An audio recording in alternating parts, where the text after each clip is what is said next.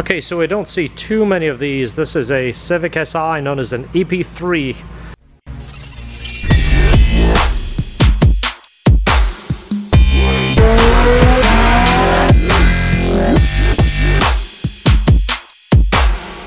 Few things it is here for. We are going to replace the battery, put an O2 sensor in it, which actually isn't an O2 sensor on this car.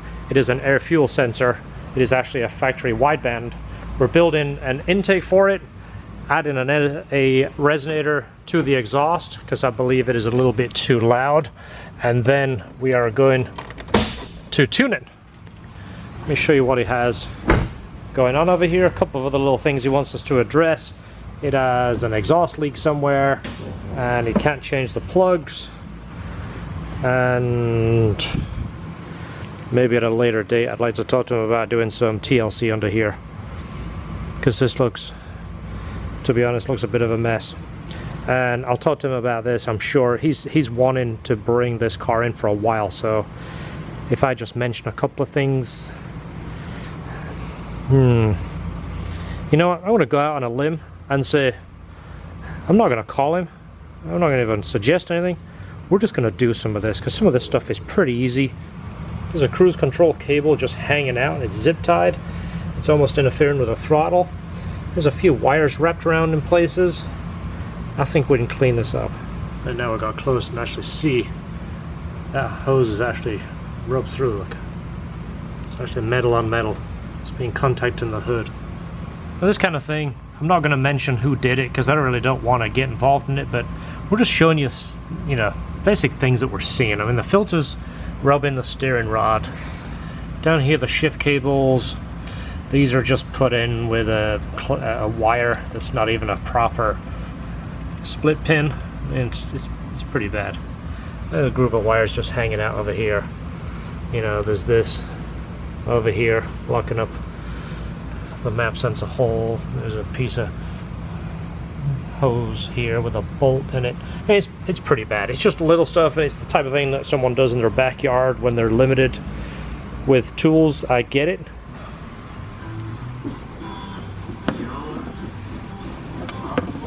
I'm trying to figure out what that is. It looked like a headrest, but it's actually a battery support. One thing I did notice, there's a million amps down here. I think I might have disturbed them. Oh yeah, look at that. I'll go ahead and take care of that for him.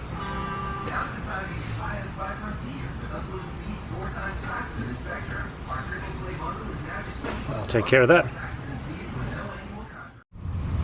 Alright, so you know, little tiny things make the difference, the little LHT TLC type things. Well, it's just a lot of little things add up to a big thing. I was talking to a customer yesterday and I mentioned using the analogy of painting a picture. Small details add up to a much better picture. So, what have we done so far? A few tiny things. We haven't even got to his list. We're just still doing our LHT cleanups, the things we don't like. So these two pieces, you know, you saw that there was a hose in there for the brake booster, that's gone. There was the map sensor with a piece of rubber and a screw jammed in there, that's gone. We welded those up. And for the brake booster, we're taking it from this location, and it doesn't have the hose up here bent against the hood, plus it doesn't look good. So now it's wrapped around here. Also, the fuel line has been shortened. This fuel line used to go all the way over here, make a big loop. Now it's in line with everything else. It's that much longer. So yeah, I cut that much out of the fuel line. We saved weight. Also, the throttle cable was about 15 feet long. I might be exaggerating, but not by much. So this is a throttle cable we are using. It's one of ours that we keep in stock. We have a handful, so when we're building stuff, we can mix and match and find the throttle cable that works for us. I want to clean this wiring up here. There's 1,000 plugs right here. Injector wiring, it works, it's okay, but twisted wire in different colors, it looks messy. We're going to go ahead and loom that and do a bit more cleanup under here, and then we'll actually get to the list, which is what he brought the car in for. Alright, so we're underneath the car. We're finally getting to his list. He mentioned he wanted to add a resonator. Well, this is what we have going on. It's got a header, and then it goes into this expansion joint. It's not a cat or anything.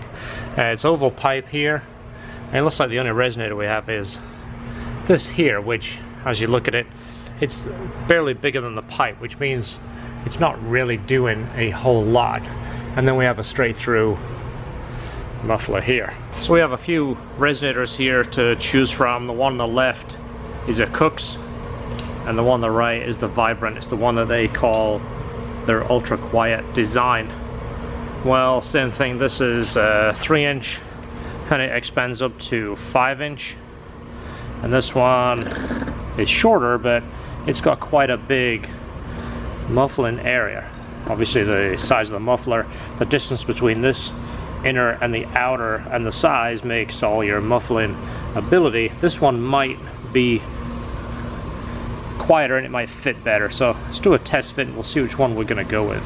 So it looks like the Vibrant muffler is going to fit the best, just because there is a bend here and a bend here. It'll fit almost perfect. We'll put it on a slight angle. That also gives us the opportunity to make the muffler straight. If you can see that, the muffler is like, well, when we cut that and put it back together and rotate it, we can get it absolutely perfectly straight, which, you know, that's what he's going to want to. So there's actually a big difference between the resonators. I'd say the Vibrant one is about 3 times the size. It's a little bit thicker this way, but it's quite a bit wider that way. I'm not going to try and get technical and give you dimensions. How about we just say it's bigger?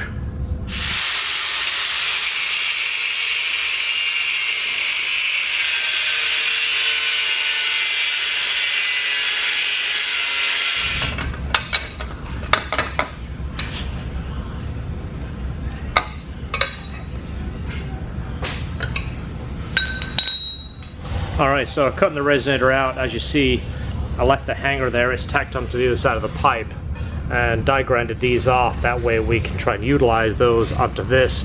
They might have to be bent a little bit because this is actually taller, but at least it puts our mount in the right spot. It's just one less thing to cut off and re-weld and reposition, but again, the muffler here is still, you know, tweaked at one direction, so we can fix that. But let's put it back together and slip this thing on. Alright, so there's our filter, and it's tucked up as high as we can get it.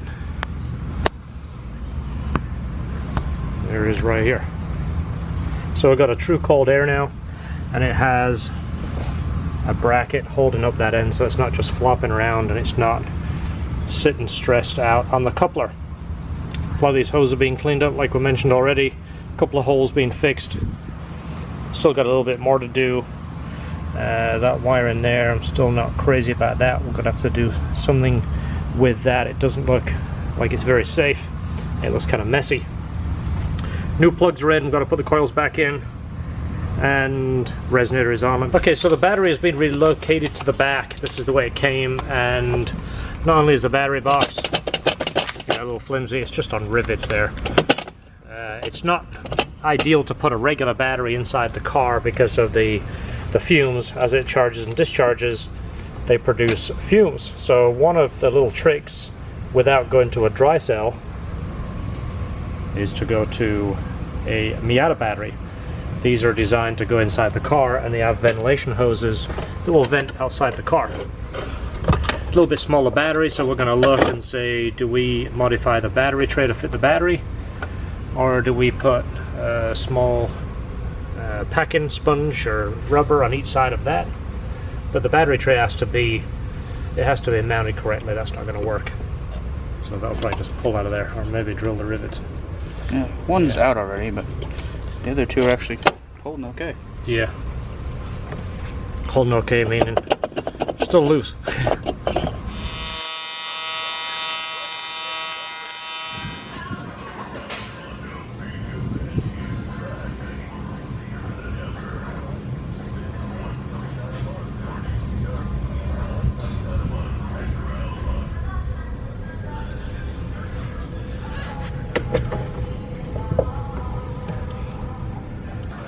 Alright, here is the list.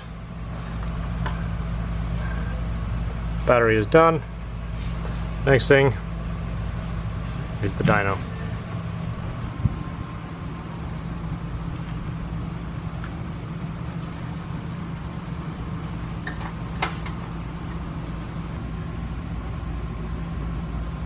Alright, you remember the shifter cables held on with a random piece of wire? Now we've got the proper clips in there. Anybody a fan of these? What happened? Coat hanger? You got a coat hanger in there? Yeah, I gotta cut that off. Okay, what do you think?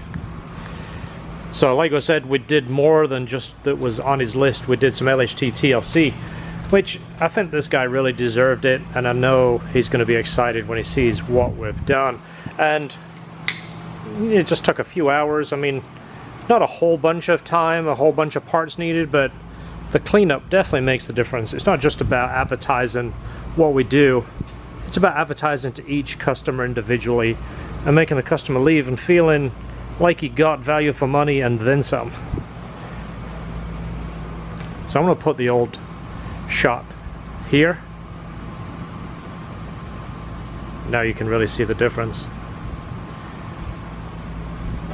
So now it's time for the dyno, and just a quick word I want to say is we really appreciate the comments when somebody says, listen, I'm not a Honda fan, or I'm not a Corvette fan, or I'm not a pickup truck fan, but I really appreciate what you do, and I like to see, you know, your dedication to your craft. That's like a big compliment. It really is.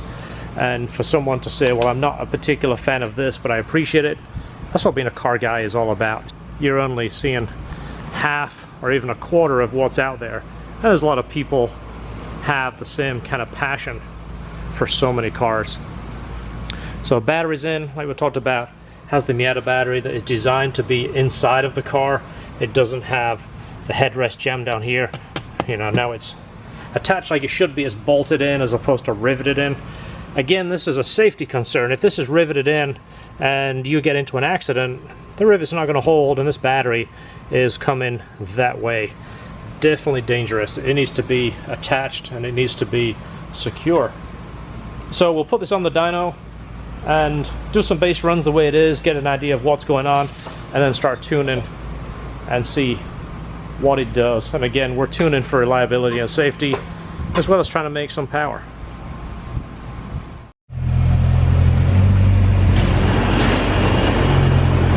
Alright, so we're going to do our run on the map it came in on, just so we have like a reference. It's a drop-in TSX map that's in there, and it's a K24, so we'll see what I'll log it. I might show you the parameters if I think about it.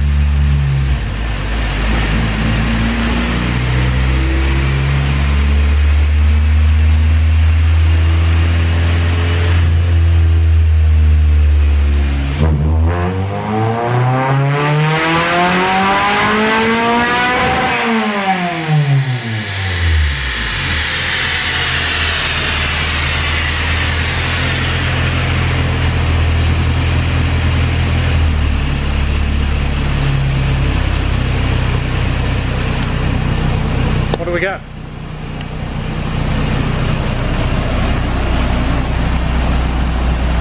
$228, that's not too bad. So on a naturally aspirated car, there's not usually a massive amount of gains that you can get out the motor just by adjusting parameters. A lot of the time you're just seeing what works. You're add a little bit of cam time in here, take a little bit of that here, you know, lay one over the other. That way you know if you're going in the right direction. Sometimes you're only chasing, you know, 2 or 3 horsepower, but if you can chase 2 horsepower, you know, several times in a row, that's where you get your gains. The car was running pretty lean right from the get. It made some pretty good power, but the air fuel kind of scared me, and it was picking up a little bit of knock. The wideband that was in the car wasn't working, so the car couldn't adjust for itself. It was running extra rich. So we're going to do some drivability tuning once we're finished with the power runs. It's pretty close now. We picked up like 4 horsepower, but quite a bit through the mid-range. So once it's exactly where we need it, full throttle, we know we're maxed out, everything is still safe, we'll do the drivability. And we'll do the drivability on the dyno. We'll look at the air fuel and log it, make sure we're within spec, then turn on the wideband in the car, see where it's trying to adjust. You've got fuel trims, so it's always trying to hone in on your desired air fuel.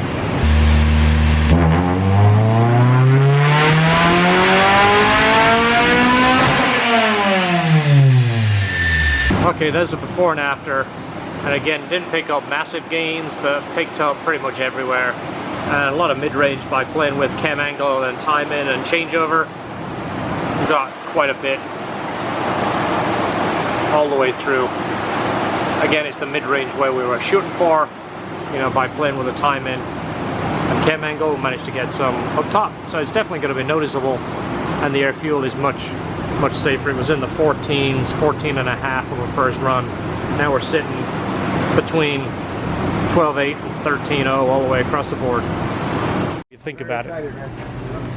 That's it, because I haven't been excited about this car in a minute. Well, great. I hope we've got you back excited and it's going to make it how you want it.